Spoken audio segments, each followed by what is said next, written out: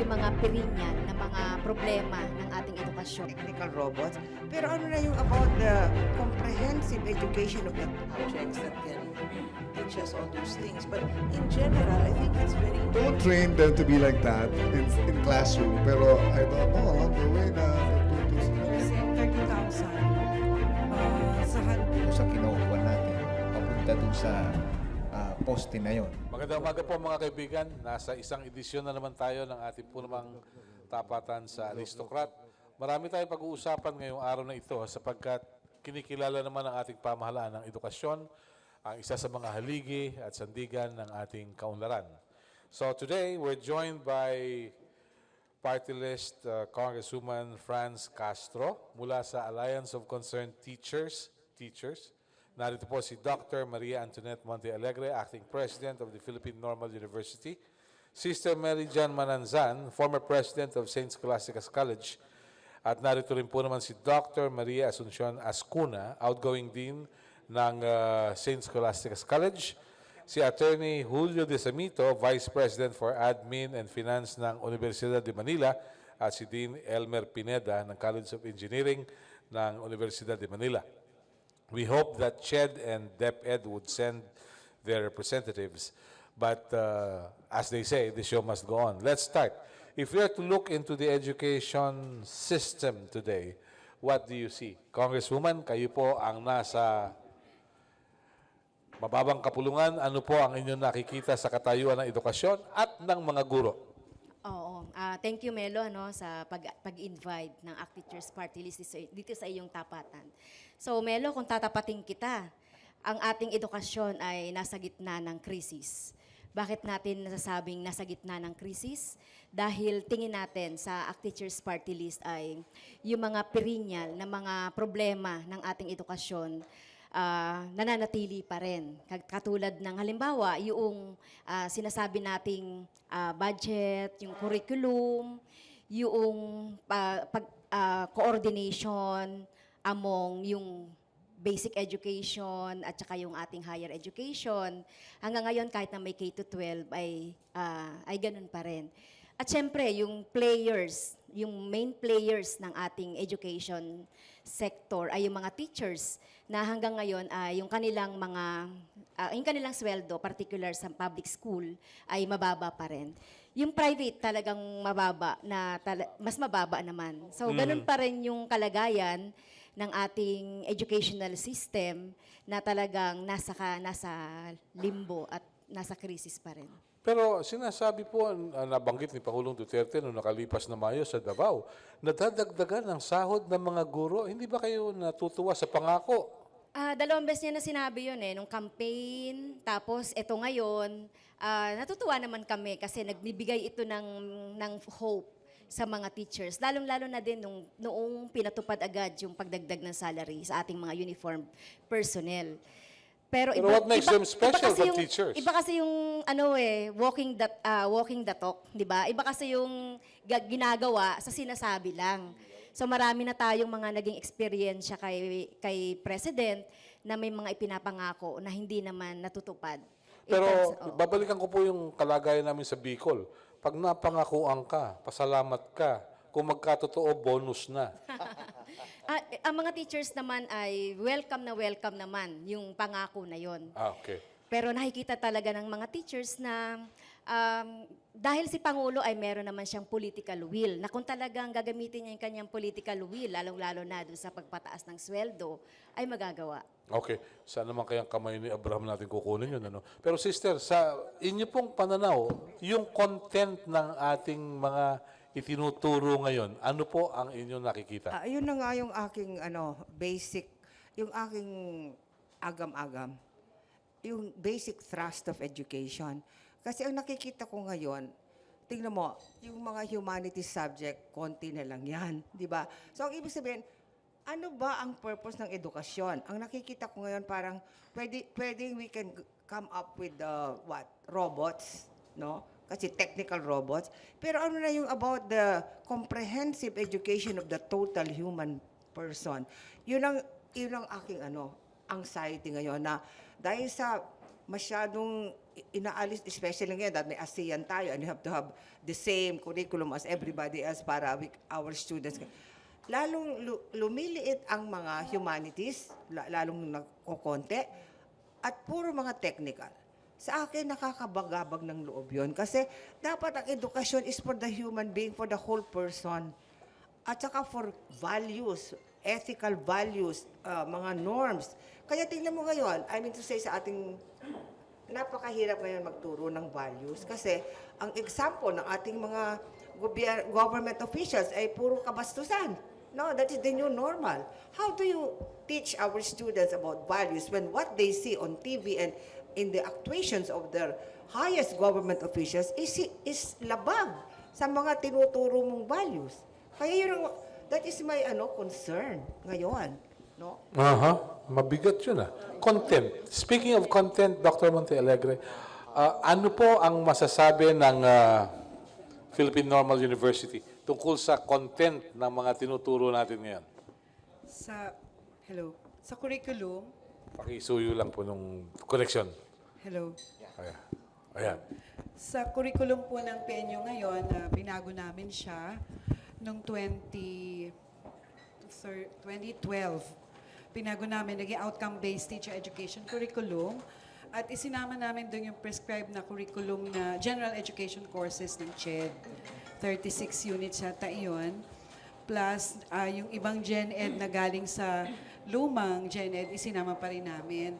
Para nga, sinasabi ni Sister, buo yung humanities portion ng edukasyon. Hindi kinakalimutan yung sa teacher education. Na kailangan meron din siyang Gen Ed bukod sa majorship, bukod sa Prof Ed, nandun doon yung Gen Ed.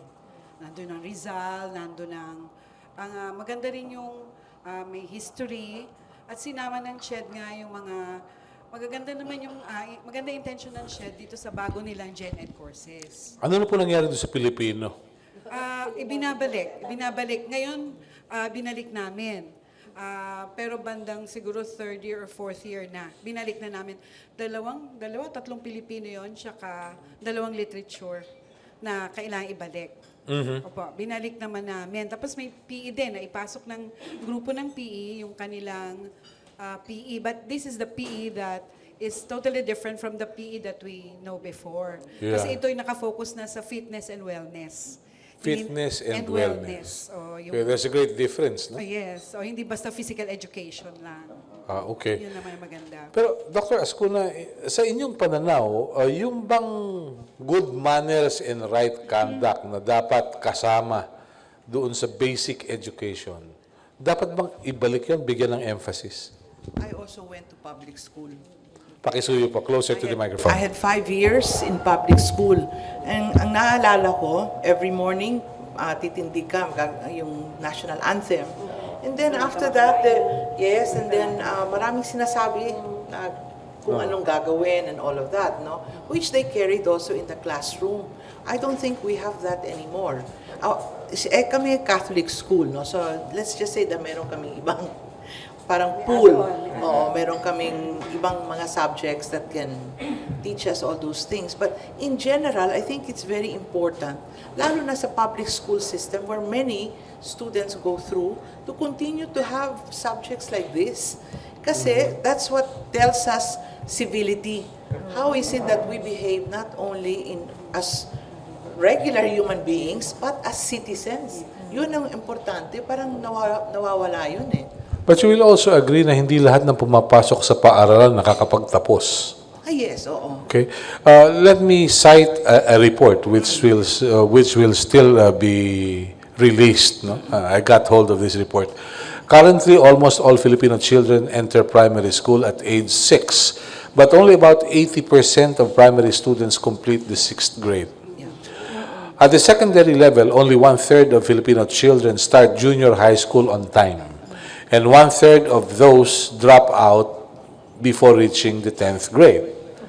Students who drop out of primary and secondary education are often unable to obtain further formal education or vocational training, and many go to work in unskilled occupations that offer low wages and little job security. Ano pong I am inyo pananaw? familiar with that because a couple of years back, they were already talking about this. In fact, if you look at girls, girls are even more out of the picture when you have those percentages, okay? Why but- so? Because they would let the boys go first and finish school. Silang mauuna. Kasi we're talking basic ed. Mauna na yung mga boys. Silang mauuna sa education. And then the girls will follow. But if the girl is very masipag, may honors, yun ang pinapauna at yun ang matatapos and will support the family throughout. She's the one who will send all the rest of the children to school. Oo, yes. But then, the other thing that fits into this picture, no, for the population in general, is that many of them are also hungry. They go to school and they don't have enough food. That's why also, because of the poverty, they're not able to finish. Not only that, what kind of students are they? Because they don't have enough food to eat. Okay. So, is it the economy that prevents Filipinos from getting what is due them in terms of education? I would think so, that's a large factor, but of course, that's not the only one. But definitely, poverty would put a lot of children out because we know that there is such a thing as child labor also. Very early on, they're also already working also. Yeah. So that number really affects education. Attorney Desamito, tell us the profile of your students sa Universidad de Manila. Pag sinabi bang estudyante sa Universidad de Manila, ito ba yung standby sa Starbucks? Una-una, gusto ko muna mapasalamat sa iyo, Melo, for inviting us, me and Engineer Pineda. Okay. Anyway, sa amin po, mga estudyante namin, I would say 95% talagang mahirap. Karamihan ng mga estudyante namin galing sa Baseco. At alam po natin, pag Baseco, yun talaga yung poorest of the poor. Kaya nga po, tulad ng mga nasabi ninyo, nung dumating po kami dyan 2 years ago ni Attorney Ernest Maceda Jr., hindi ho ako nagbibiro, ma'am, kung sasabihin ko sa iyo na maglakad ka mula rito sa kinaupuan natin, papunta dun sa poste na yon, at pulutin mo lahat ng basura within your reach, mapupuno yung bulsa mo. Ganun ho yung kultura ng estudyante nun. Awa ng Diyos, ngayon po, mag-ikot ka na sa buong premise namin, hindi mapupuno yung bulsa mo ng basura. But again, that is only to emphasize. Bakit po, attorney? Wala nang binibiling candy at biscuit. Meron pa rin po. Meron. Again, yung nga po yung, just to emphasize nga yung napag-usapan na kanina, yung kultura, yung values, na hindi lang din nakukuha sa eskwelahan, pero first and foremost sa pamilya natin. Pero kung hirap yung pamilya mo, poverty nga, yung kultura talagang ang hirap baguhin, and it really takes time.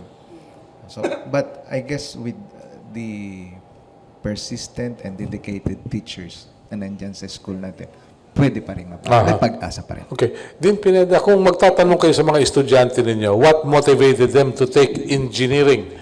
Sino idol nila? Ayan, mahalaga yan. Thank you po, Sir Melo. Idol, di ko po alam parang ako yata. Hindi, sir. Kasi in the onset of technology nowadays, nakikita po nila na everything is technology-based na. So, they are motivated to take engineering courses kasi more chances of employment po. So, Okay. yun lang po yung... Mahalaga rin kasing malaman natin what motivated them to become an engineer. Yes, sir. Dahil noon, nung nasa advanced ROTC kami, pag may nagtanong na opisyal doon sa kadete, ba't gusto mong mag-advance ROTC to serve the country? Binubugbog namin yun. Dahil you're telling a lie. No? Dahil kaya gusto mo mag-PC para kumita. Dahil yung PC noon, ha? Sabi nila, Philippine Constabulary, pero merong ilan na police character. Noon. Okay, nililiwanag ko lang. So maybe you can also look into what motivated them, no? Para mas magandang meron tayong profile. Ito, idol ko si Secretary Mark Villar dahil magaling na engineer. O magaling ang pamilya, may subdivision or anything that's something else, no? Labas tayo doon.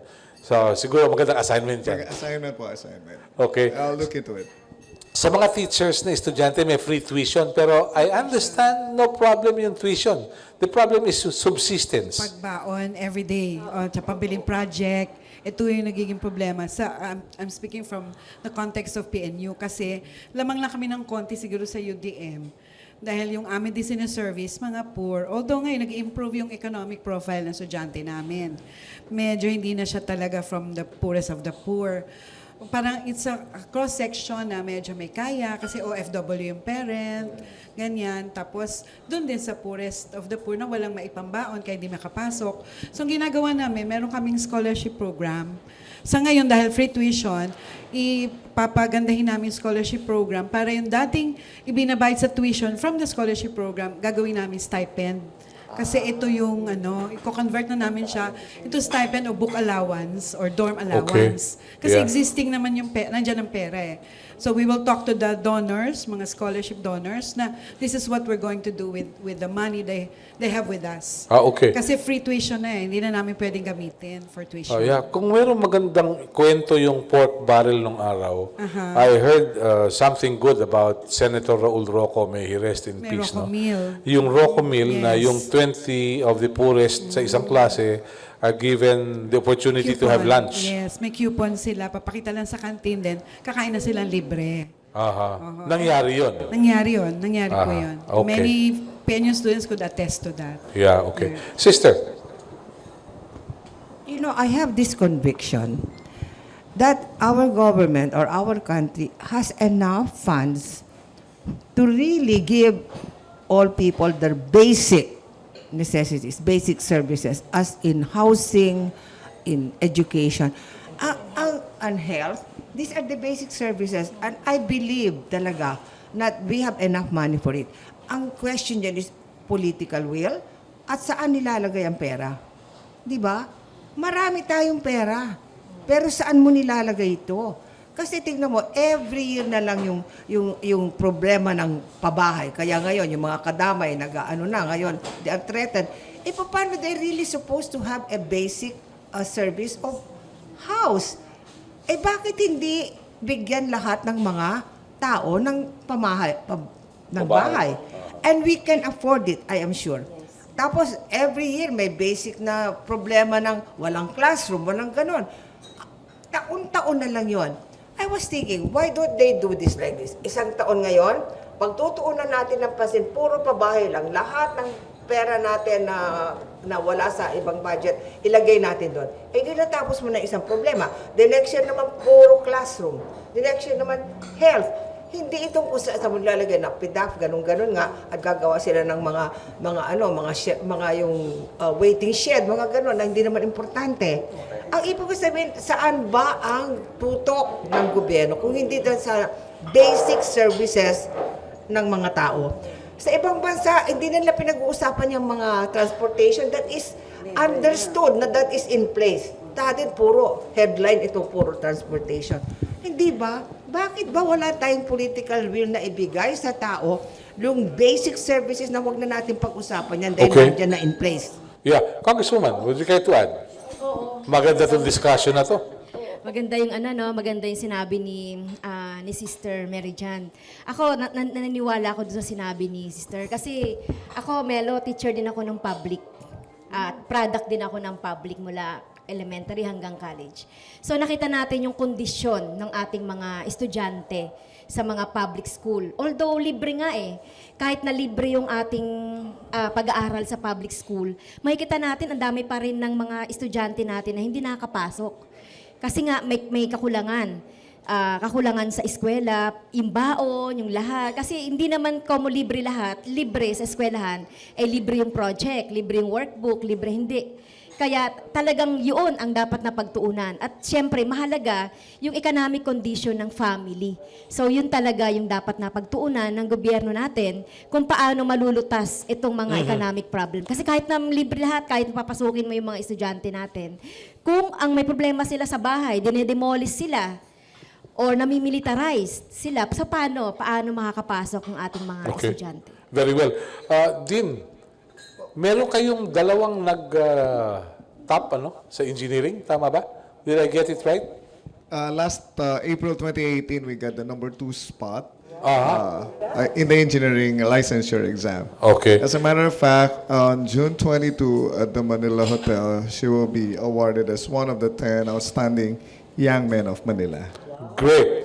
Now, the question is, I'd like to believe we have the best engineers, no?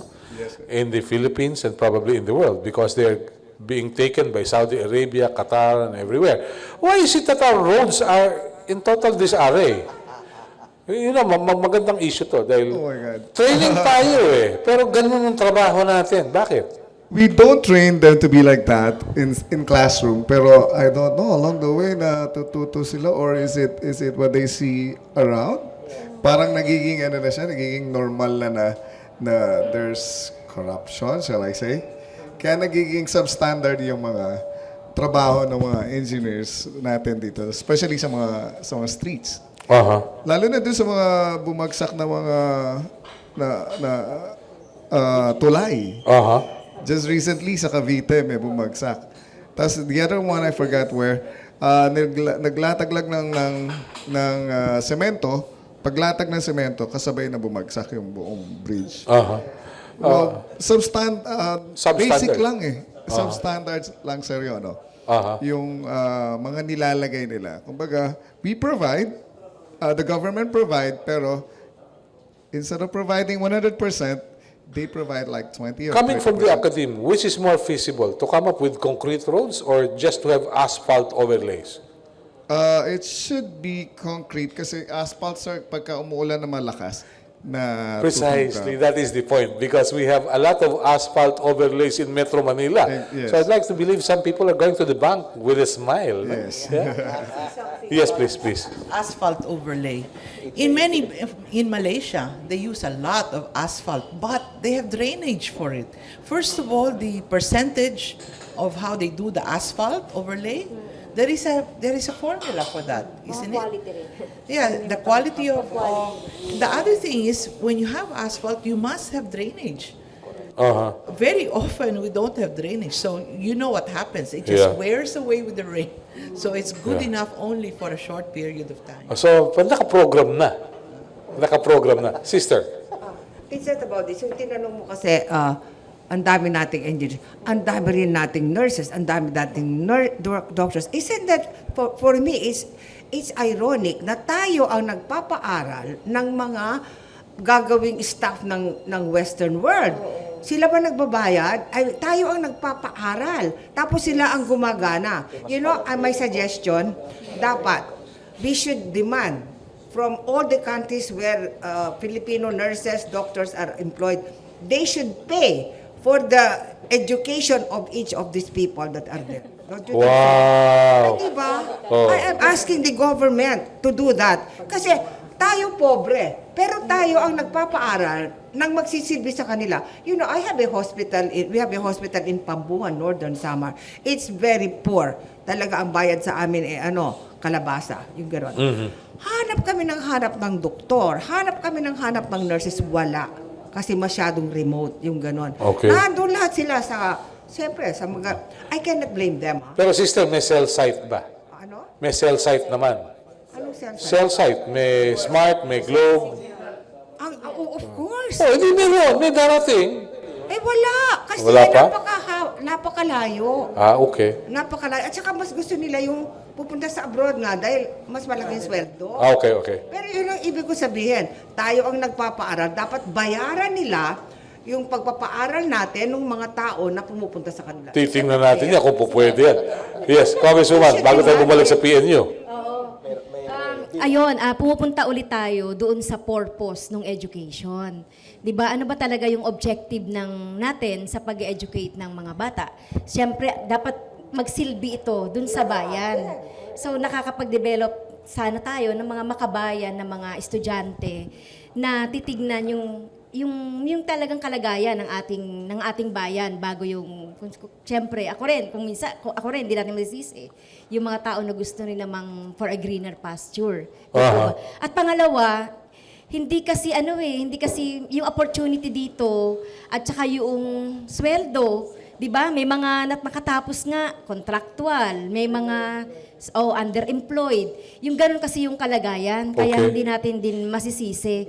Lalo na yung mga doktor, yung mga nurses, talagang maghahanap. Kaya kung talagang gusto natin na talagang nandito yung ating mga students, ay yung mga graduates, mag-provide din ng government ng opportunity at saka sufisyente ng nasahod para mabuhay naman ang sarili at ng kanilang pamilya. Okay, very so hindi well. naman naghahanap ang Pilipino ng marangyang buhay kung tutuusin Mas gusto nila yung, 'di ba, yung Filipino values natin na magkakasama ang pamilya. Very Kaya good. lang napipilitan. Okay.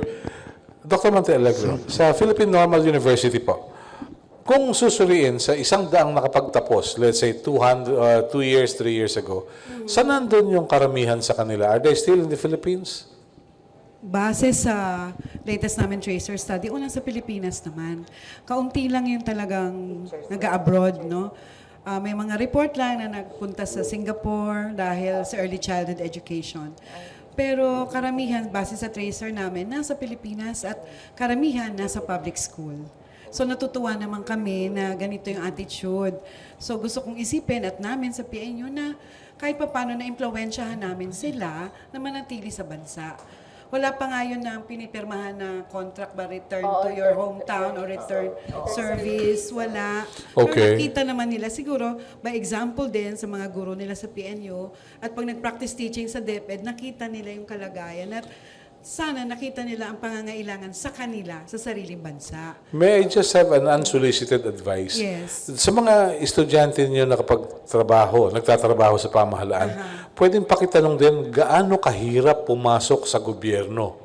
Dahilan ang alam ko may ranking dyan, 1 year lang yung ranking mo, pag hindi ka pa malakas dun sa nasa division office, hindi ka makukuha. Pwede namin tanong yan kasama sa tanong sa panibago namin tracer study. Mas maganda yun. Oo. Kasi base naman sa feedback, parang pinag-aagawan kasi ang PNU. So parang hindi naman major na problema yon kasi after graduation, o bago pa nga mag-graduate, Hinahabol na. Okay. Kaya baka hindi namin gaanong problema. Pero pwede namin yun. Mas maganda po siguro. Ilagay. At saka Gaano katagal nagkatrabaho sa gobyerno? Yes, Sa so- private, walang problema. Kukunin ng private yun. Makunin din. Oo. Sigurado yun. Okay. Sa inyong karanasan, yan. Maganda to. Kung may taga-DepEd rito, mas maganda eh. Kaya lang, wala. Ako, Melo, talagang valid yung sinasabi mo na mahirap talagang pumasok sa gobyerno. Ako, naranasan ko. Although, pagka-graduate ko, nung June nakapasok na ako. Pero alam niyo sa Manila, 4 na taon akong contractual. Ha? 4 na taon akong naging contractual sa Manila. So, walang item, walang plantilla. Tiniis ko yon every year. Nag-a-apply ka, tapos wala kang ibang mga benefits, yung sweldo mo lang. Tapos ganun katagal. Mas lalo na ngayon. Mas mahirap na ngayon dahil although meron din namang PIBET noon, panahon natin, di ba, Ma'am Montealegre, yung PIBET na dapat mong ipasa, ngayon yung LET na napakahirap na daw yung LET ngayon, na talagang dapat na ipasa. Tapos yun nga, kanina nga pinag-uusapan namin ni Sir yung pagpo-politicize sa education.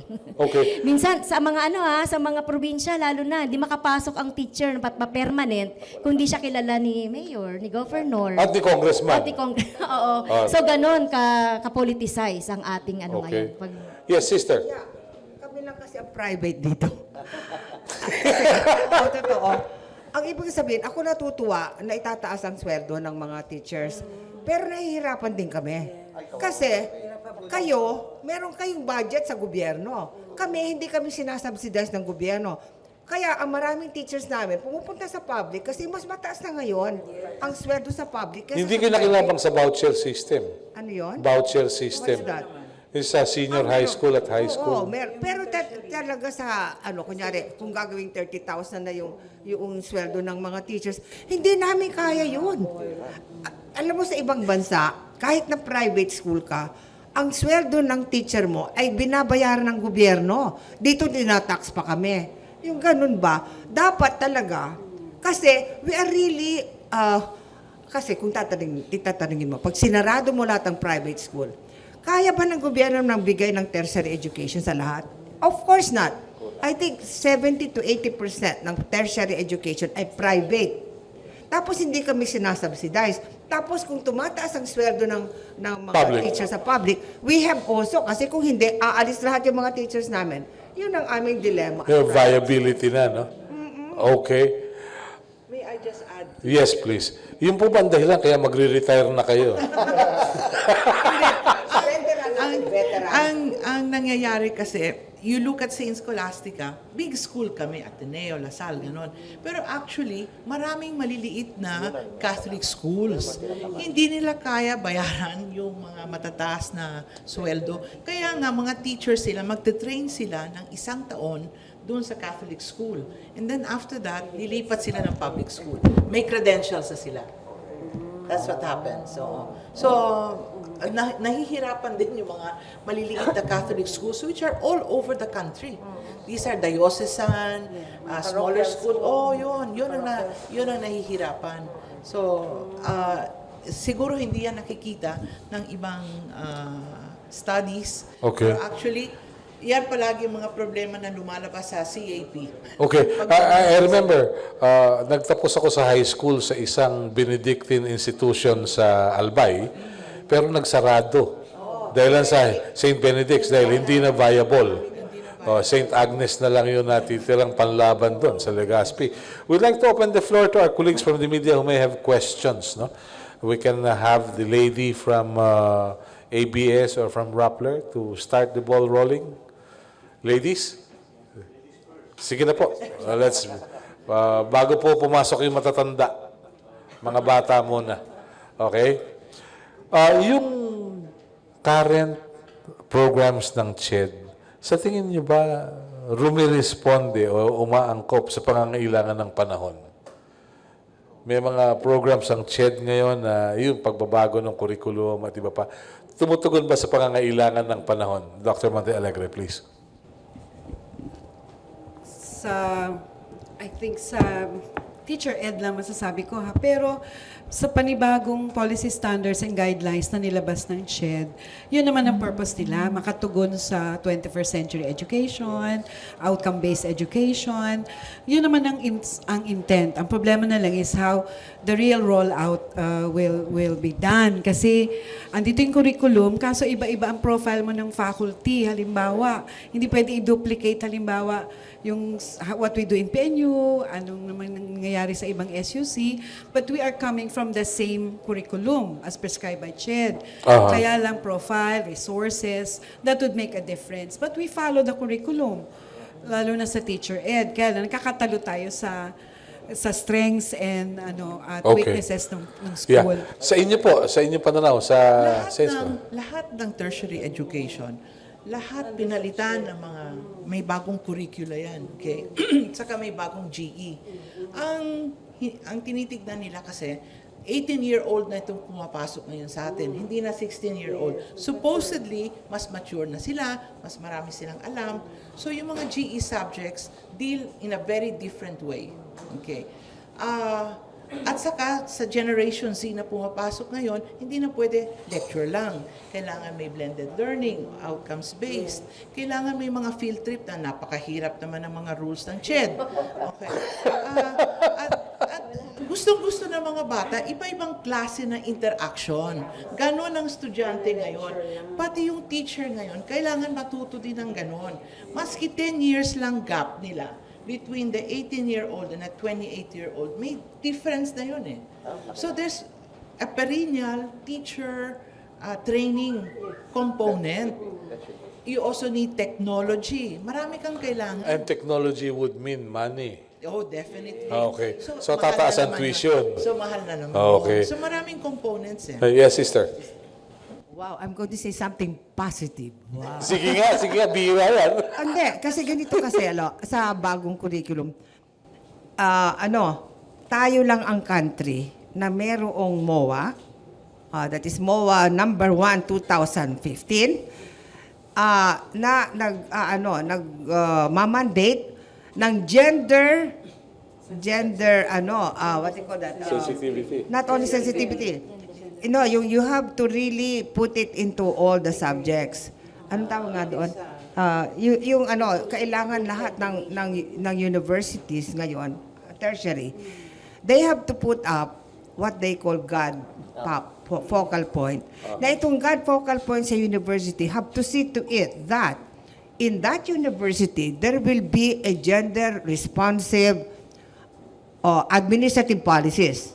Ang ibig sabihin nun, kunyari, nagkaroon ng affair yung dalawang staff. Ang mangyayari nung araw, pag nabuntis yung babae papaalisin yung lalaki. Hindi. That is not gender fair. No? So, kailangan, tignan mo lahat ang policies ng administration. Kasama dito, sexual harassment.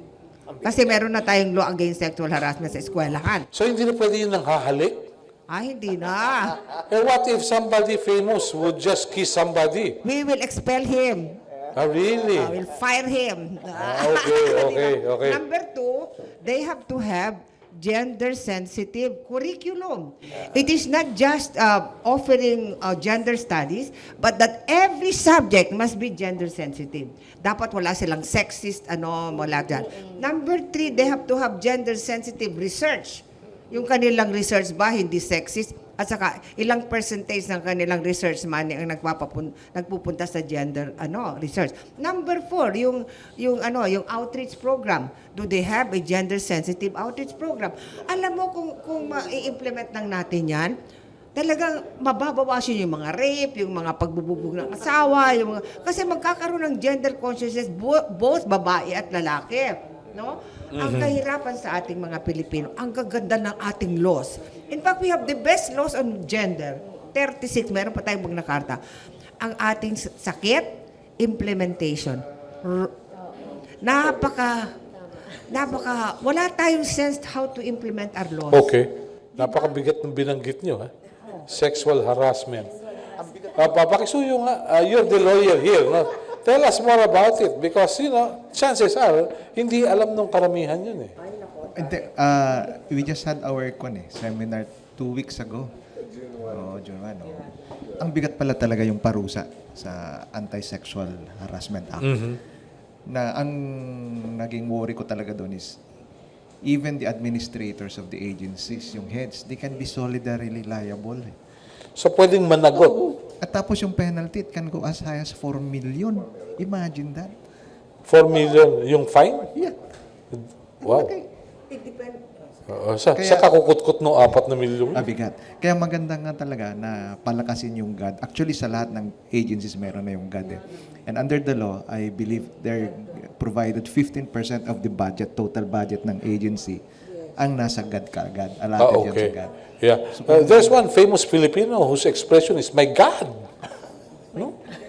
My God. GAD. Di ba? Iba yung pronunciation. No? Anyway, baka yes, sister. Alam nyo, ang public schools, they have a 5% GAD budget. 5% of all the budget of all public institutions are supposed to be put on women's project. Sayang. Sana narito yung DepEd para napag-usapan natin. First of all, hindi alam ng lahat na may ganon. Number 2, the way they implement it, kung minsan magbo-beauty contest, ayun, God budget. And that is totally against precisely the gender, Kaya meron dapat talagang, education. Kaya, kinuha kami actually ng CHED, ang Saints Co, Miriam, at saka UP. Kasi kami yung nag-umpisa, nasa technical panel kami. And we are trying to give seminars to mga administrators talaga. Kasi kahit na merong mandate, pag wala kang champion sa isang university, wala kang magtutulak nun, walang mangyayari. Di ba? Babalik tayo sa role model. Ay, nako. Yun. Oo, sa role model. Oo. Di ba? Kaya, sabi nga ng Miriam at kami, we are giving our services. Bigyan namin ng gender consciousness lahat ng cabinet members. Sa Pilipinas. Okay. Yeah. Kasama. Okay. Now, there was a time sa DepEd, panahon pa ni Secretary Gloria, may his soul rest in peace. May isang supervisor, may isang nag-Japan na gustong bumalik at magtuturo. Sabi niya, so, naging dancer ka sa Japan, sayo ka naman. Tanggal yung supervisor na yun. Yes, please. Santos po, tribute to any one of you. Yung umiiral na sitwasyon natin, kaugnay sa presidente, na puro curse, puro mura, ano nagiging effect sa mga student nyo?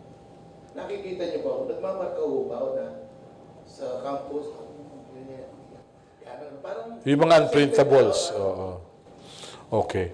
naka-epekto ba? Yes, sir. Good morning po. By the way, estudyante ko po yung anak ninyo, si Pia. Ay, ganon! Okay. Opo. Okay. Right after graduation nitong April, she's already working sa PLDT. Yun. Malaking epekto po yung nakikita ng mga bata sa tri-media, sa TV, sa social media, sa internet, everything. So, nai-imbibe nila na parang normal yung mga bagay-bagay na gano'n. Pero kami sa academe, we try to explain to them na hindi siya normal. Siguro kaya nakakapagsalita ng gano'n ng presidente just because he is the president. Okay. Hintayin mo muna maging presidente and you can speak the same language. Okay. Sister. Reaction. In fact, because he is president, he shouldn't do that. Kasi masyado ang influensya, no? Pag sinabi ng ganon, ay nako. Meron nga akong kasakay na Uber, no? Lagi kong kinakausap yung mga Uber. Sabi sa akin ng Uber driver, alam mo ba sister, yung aking 4-year-old na anak, biglang nagmura sa harap ko ng T ng E. Sinampal ko po siya sa bibig, sabi ko. Naintindihan ko yung reaction mo, sabi ko, pero kuidaw ka, baka kasuhan ka ng child abuse. Ako naintindihan ko yung shock niya, no? 4-year-old. Paano yun nga nakikita nila? Kaya, ito, kindergarten pala or pre-kinder. Paano nasa kanila na yun na parang okay lang yun kasi nakirinig mong ganyan? Okay. Dean Azcuna, sabi, ako nga bobo nga ako Yung valedictorian namin, cabinet secretary ko Ako yung presidente. Ano impact nun? Kilala ko si Sunny Dominguez. I can understand, finance siya. Okay? Pero iba naman yung politika Iba naman yung pagtakbo ng politika. Iba ang sinasabi mo sa mga tao, yung pinapa-impress mo. Pero yung mga kwento mo tungkol sa mga babae, yung mga actions na ginagawa mo, yung hinalikan mo yung babae sa harap ng na napakarami, hindi ugali yan ng Pilipino. Kaya nga sinasabi ng iba, ilagay mo yung asawa mo doon, papayag ka ba? Sa audience na tumatawa, yung asawa mo, yung kapatid mo, yung anak mo, papayag ka ba? Sabi po ni Attorney Panelo is just like a lolo kissing an apo. Talaga. Talaga. So yun sabi. Yun ang sabi niya. Saka Pero- kilala na ba ng lolo na nag-kiss to lips sa ako? Pag ginawa mo ng lolo yun, ibang iisipin mo. I remember there was a man who created a ruckus because he was dubbed as kissing lolo. Yes. Ang depensa niya, beso-beso lang yun. Sa Comelec yun. Sa Comelec ho ba yun? Comelec yun. I remember. Sa Comelec. Okay. Yes, ma'am. Congresswoman. Reaction dyan pumapasok ngayon yung role ng mga magulang at saka role ng teachers. Kasi sila yung bahalang, although nakikita ng mga bata yan sa ating paligid, pero ang niyan ay yung teacher o kaya yung mga magulang. So, tuturuan nila yung kanilang mga anak paano mag-discern, paano tignan ang tama. Congresswoman, I agree, 100%. However, how many families are dysfunctional? Because either the father or the mother is abroad. So, they have the television as companion. Oo, pero di ba ang family naman ngayon hindi naman na yung traditional na merong nanay at tatay. Ang family nila yung mga nag-aalaga na sa kanila. So yun na yung papalit ng gagampan ng mahalagang role. May advertisement pa ng gatas ngayon na sinasabi, hiwalay yung mag-asawa, no? Kinukuha yung bata. Ang dami talaga nating binabaka, no? Na binabakang, ibig sabihin, struggle. Sa media, sa nakikita. May isang artista nag-celebrate ng Father's Day. Education. Lahat ng anak niya sa iba-ibang nanay, sinama, nag-party. Anong tingin niyo ron? Ako, tingin ko naman, sa mga bata, okay naman siguro yon sa mga bata, para, kasi wala namang kinalaman yung... Wala problema ron. Pero yung nakikita ng modelo. Oo. Pero tingin ko hindi yun normal. Hindi yun modelo na dapat na... So, which brings me to Dean Azcuna. There was this movie by Mel Brooks, Young Frankenstein. O yung may brain transplant, eh, nahulog yung isang brain, ang nakuha eh iba, sumayaw yung monster. Sabi ni Young Frankenstein, whose brain is this? It's AB. AB who? AB normal. So, sumayaw bigla yung monster. But anyway, role models. Role modeling starts in the home. Sa bahay talaga yon. You look at your father, you look at your mother, you look at your uncles, your grandparents. Ganun talaga yon. Okay. Pagpasok mo, yung teacher mo din. Very important. Kaya yung sinong naaalala mo when you become a teenager? Your parents who may have, hopefully have good Manners and right conduct. hopefully, okay? At yung teacher mo, I can still remember my teacher in grade 5. And she was my model for many, many things. And she was a public school teacher. And I remembered her even, today when I think of a model for a teacher, yun ang naiisip ko.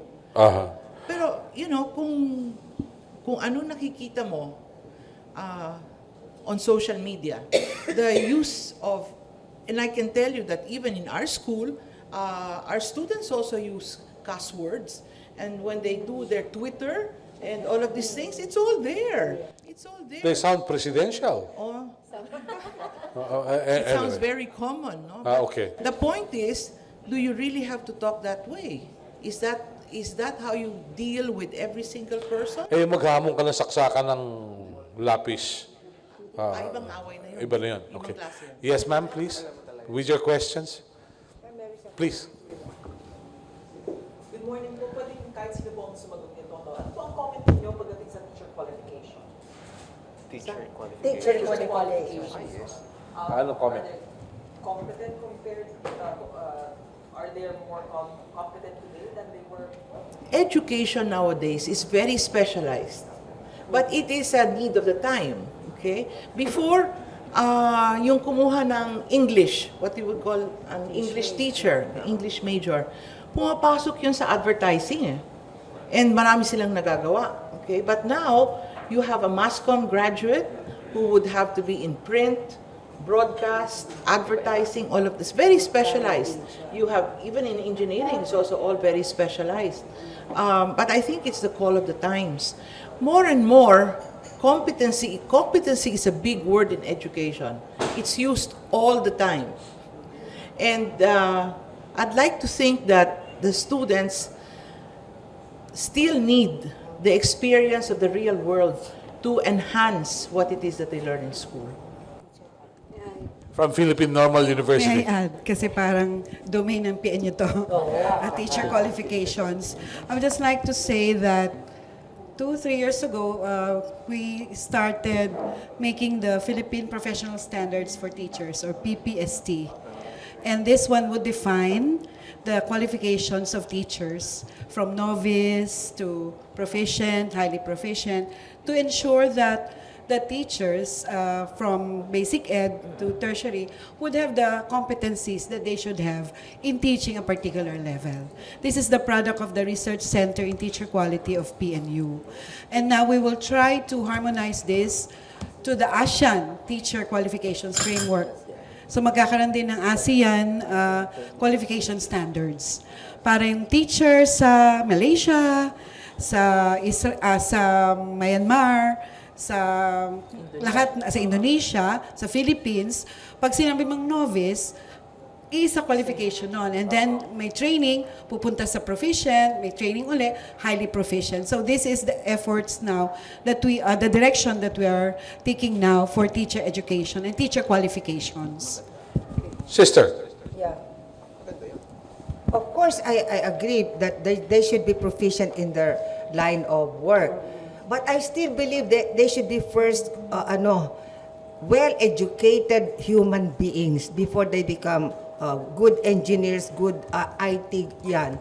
Ang basic muna is taong-tao ba sila? Comprehensive ba yung kanilang edukasyon na lahat ng kanilang pagkatao ay na-train. Hindi yung, sabi ko nga, hindi sila technical robots.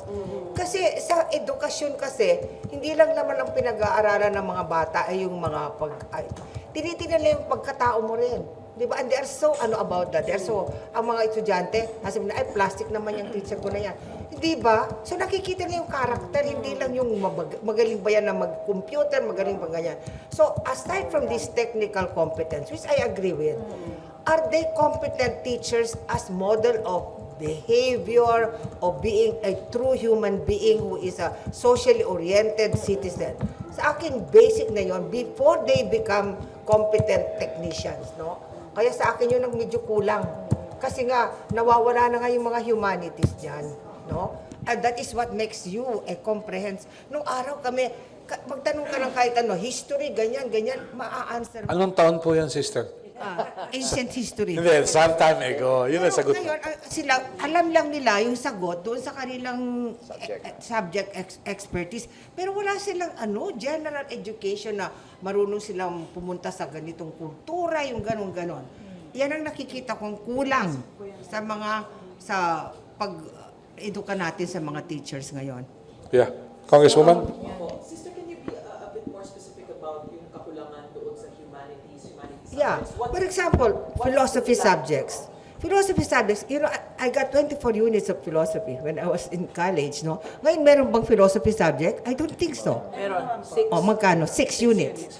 Ang ibig sabihin, that is a part of your, how you think, critical thinking. Ngayon, walang critical thinking. Kung anong nabasa nila, akala mo, they cannot even analyze whether it's a fake news or not.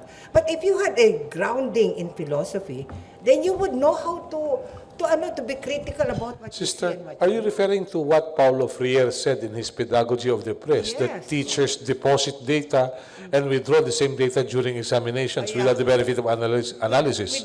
Without the passing both of the minds of the student or the teacher. Yung ganun ang sabi niya, no? Kaya ang ibig ko sabihin, there are certain basic things. Like for example, history. Do they have a sense of history? Kasi kulang na nga ang history subjects natin, no? So yun ang mga ibig kong sabihin. There are certain competencies as a human being na hindi lang technical. At yun ang gusto kong mapunta sa lahat ng mga teachers before they even become experts in their fields. Yes, ma'am? Meron pa po. Please. Okay. Pagdating naman po sa tuition fee, no, I know some of you have mentioned yung free tuition. Sila wala. Magkaiba. Wala silang tuition. Yung tuition, ay hindi, I'm sorry. Some of you have talked about yung mga sweldo ng mga teachers, lalo na sa private schools, and you train them and then they go to public schools. Pero ang cry kasi ng maraming mga grupo, lalo na po ng ACT, isa na po ang ACT dyan, na tumataas ang tuition fee sa mga public schools, sa private schools. So the question is, how do you balance that? The need to increase teachers' salaries in private schools and as well as the need for parents to budget their own expenses. It's a riddle. That's precisely our dilemma. We want to give, even as a Catholic school, we want to give not only yung basic pay, we want to have a human pay. Yung talagang magaling na. Pero yun na nga, since we are not subsidized by the government, saan namin kukunin yung pera? Except from tuition fee. Meron ba kaming ibang? Wala naman kaming lucrative income-generating other sidelines. Wala naman kaming ganun. So, saan kaya namin kukunin yung pambayad sa teachers? So, it is inevitable that we have to have tuition fee increase. But we always naman, ask, teka, meron yata itong aking dean na she's still on the job. Mayroon siyang gustong sabihin. You know, when you, first of all, you look at the inflation rate because it's mandated how it is that how much you can ask for. And then when you finally have, you can charge this much, you need to have consultation with parents and students. Finally, of that amount that you get, 70% goes to faculty and the 30% goes to other services that go to students. So there's nothing that everything goes back to your population. Nothing remains as a profit margin or anything like that. Wala kayong ROI. Wala kayong return on investment. What about your capital expenditures? How do you manage? Oh, well, for us, for example, we do have another fund that we tap, but that's from the school, I would, from Yes, the please. prior year. I would like to emphasize that. Kasi kami, for example, we own the school, no? Ang mga madre. But we do not get anything except our salary. Exactly like all the rest. Wala kaming ROI.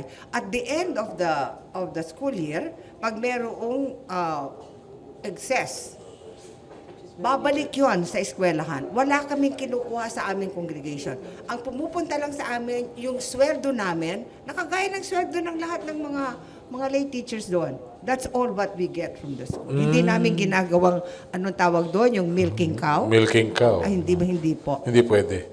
Okay. Yes, please. Magandang umaga po. Kahiro po from PDP. Concerned citizen po ako. Yung mukha ng salita natin, education is the center of crisis. So napakabigat to, no? Una, dahil to sa chat, parang walang direksyon. And kulang sa sweldo ang mga teacher. So, napakalaking problema. Ano po yung naging modelo nyo? For example, sa mga bansa katulad ng Japan, ng Germany, ng Singapore, ng Israel, in terms of education. Meron ba kayong pag-aaral na ginawa na makakatulong sa pagforma ng kaisipan, ng kabuhayan ng mga bata habang nag-aaral? Okay. Very good. Sa ngayon, yung educational system natin ay based siya sa American system. So, yun po, katulad na nagkaroon tayo ng, mula noong grades 1 to 10, doon pa rin. Nung in-implement yung K-12, ganun pa rin. So, hanggang ngayon, ang model pa rin natin talaga ay yung American educational system. Hindi pa pwede sa Catholic school. Ang masasabi ko lang po, I did not make any study, but I am very sure, sa mga countries na yan, kahit na private school po, ang salary ng mga teachers are subsidized by the government. Yun po hindi nangyayari. Kaya nga kami, we are obliged, we are really forced to have tuition fee or pagtataas ng tuition fee kasi hindi kami sinasubsidize ng gobyerno. Whereas in other countries, they are subsidized kahit na hindi sila Katoliko, basta lahat ng private school, Catholic or non-Catholic, ang lahat po ng sweldo nila ay binabayaran ng gobyerno. Yeah. May pag-aaral po ba kayong ginawa how you compare your educational standard, directions sa mga curriculum Ng ibang bansa. You have to understand that the curricula and the standards are set by DepEd and CHED. Yeah. So we follow what it is that, any school will have the same curriculum. Now, the enhancement that you put, that will be different. For example, you may have better facilities. Your teachers may have more teacher training. But the curriculum pareho yun. DepEd, well, of course, kung Catholic school, meron kaming theology or added subjects. Pero dagdag na lang yun. Okay. Very well. Yung paunlado ng bansa, isa sa mga formula, yung development ng science and technology. Okay. Ng Israel. Okay. So, the schools will focus more on this. Okay naman po na focus din sa humanities, value formation. Isa ho to sa formula na kung pag-aaralan nyo yung Japan, Yeah. Okay. Israel, Germany, yun po ang ginawa nila kaya maugat silang bansa. Saka siguro walang kasinong corruption. Pero isipin nyo na government finance din yun. We have science high schools and they're very good. Oo. So, Yeah. nandun din yun. Okay.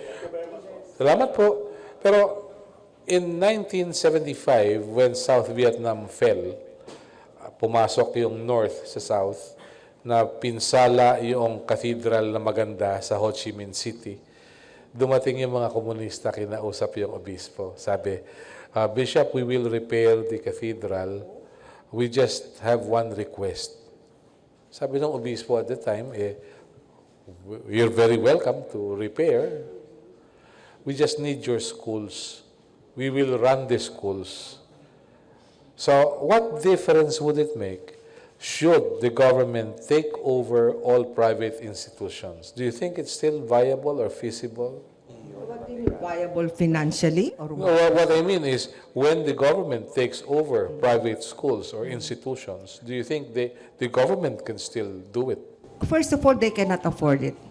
They cannot afford to shoulder all tertiary education. I am very sure of that. Really? Okay. Thank you.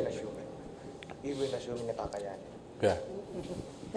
Well, sa akin ang personal experience lang, Melo, no? Assuming na kaya ng gobyerno kunin lahat ng private, I think meron pa ring subject matter na I would say ang nakaka-address lang talaga yung private educational system. Okay. Like in my case, mga anak ko lahat nasa Ateneo and Asuncion.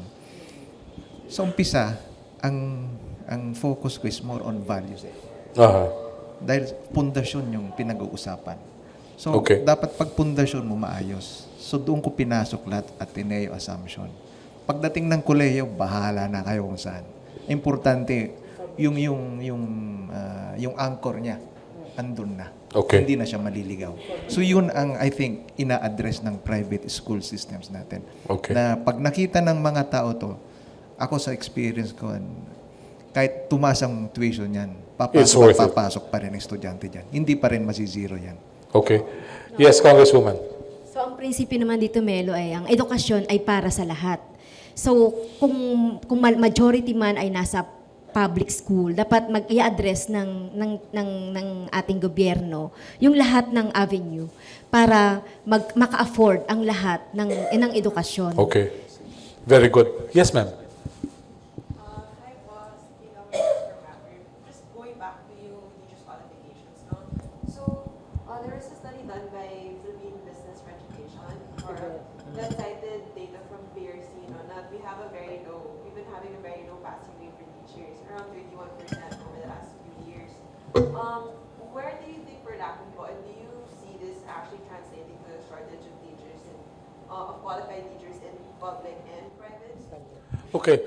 For the information of our friends from the audience, no, and the media and our panelists, we also invited PRC to sit with us because we'd like to find out how many pass and how many fail and which specific subjects.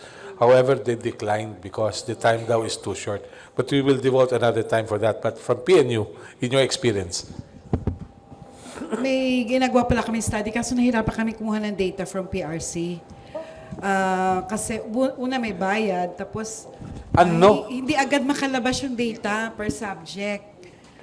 Kasi yung prior years, nahirapan kaming kuhanin sa totoo lang. May bayad. May bayad. Yung processing fee kasi kailangan bago nila i-release yung results nung ano. Meron namang results lang na summary and gusto namin sana per subject. Kasi we want to see whether sa Prof Ed ba mababa, sa Gen Ed, o sa specialization.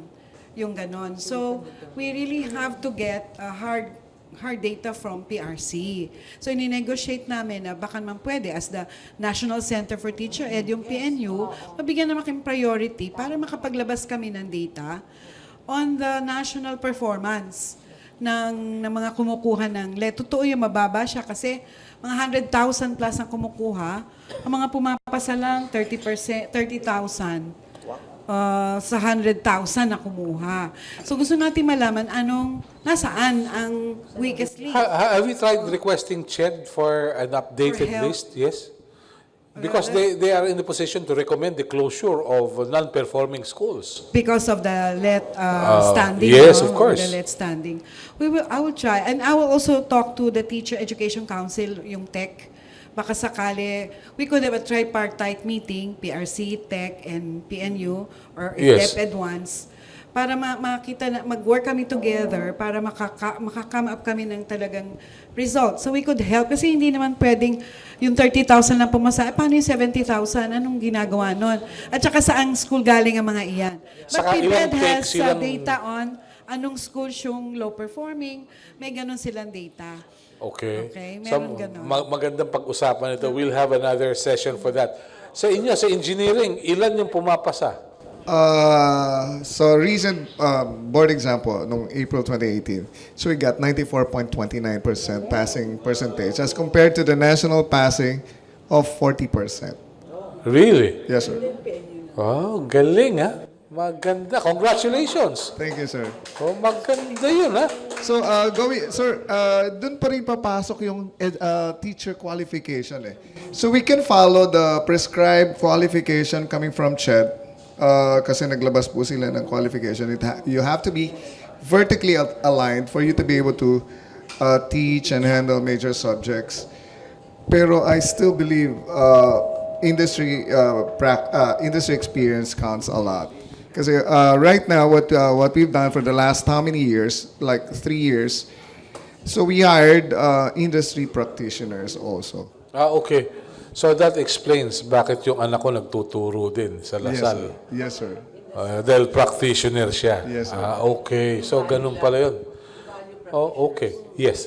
Follow up? Oh yeah, no, just following up on your second question, but do you actually see this translate into a shortage of teachers in public and private schools? Inamin naman ng DepEd may shortage sila, lalo na sa senior high school. Kasi kailangan may minimum requirement sana may masters. Kung hindi masters, ay practitioner sa field. So yung magtuturo ng math sa senior high, sana daw ay accountant or engineer, ganon, para ma-compensate yung kung walang MA yung ano. Although may mga season and experience at may MA units, yun yata dinala sa senior high. This is to cope with the gap. Kasi kaya naman kami din sa PNU, ang ginawa namin, ay ang in-offer naman namin ay Bachelor in English Education with Certificate in Teaching Elementary, that's one, Certificate in Teaching Junior High, and Certificate in Teaching Senior High. Para lang makatulong din kami sa DepEd, ma-narrow yung gap Okay. ng kakulangan sa teachers. No, pag-graduate, may first batch kami ng aming graduate ng outcome-based teacher ed nitong April. We will try to see anong service mabibigay nila sa DepEd, anong tulong mabibigay nila sa DepEd. Very well. Yeah. Can I add one more? Kasi UP has been adopting a project called Get Licensed. It is supposed to be a pep talk among those graduates who took the board exam, and then they encourage those who will be taking the board exam. And we copied it. It's not really actually copying it. We call it Essence of a License. And it just ran like last November 2017. And then I think we were lucky enough to encourage those who will be taking the licensure exam to focus more. Kumbaga parang ano sir, based on the experience of those alumni who graduated, who took the board exam, what they personally did, kumbaga personal experience. Kumbaga, yung mga pumasa, yung mga hindi pumasa, also talked in front of those who will be taking the board exam. So siguro that's another factor. Kaya tumaas din yung aming performance. Hanggang ilang beses ba pinapayagan kumuha ng board exam yung graduates ng engineering? Dahil sa law, 3 lang. 3 din lang po. 3 din. Sa teachers po, wala, ano? Parang wala. Okay. So, pwedeng kumuha ng exam forever, no? Yes, what do you have to say about it? Sususugan ko yung yung sinasabi ni Dr. Montealegre. Mahalaga yung data para makita talaga natin saan yung weakness. Oo, weakness and strength. Pwede nyo paggawa ng investigation yan? Pwede namin gawin sa house yung investigation nito. Para At syempre, libre na yung data. Oo, Diba? tsaka yung PRC, makompel natin na mag-ano ng data. Kasi ito yung panggagalingan syempre na magiging action natin sa mga susunod. So, okay. mahalaga. Oo. Oo, Pag Congress na nagpatawag, no? Oo, mahalaga yung ganitong information para malaman namin kung paano din gagalaw ang Congress kaugnay. So you will have to issue subpoena. Oo. Subpoena Yung duces House tecum. resolution. Oo, House resolution. In aid of legislation. Ayan, yun ang maganda. Anything more? Yes, may pahabol? Sige po, kakapusin tayo sa oras. Tanong po, go ahead. Good morning po, Senator Valentina. I just want to have one example because you're always saying that the model is very important. Okay.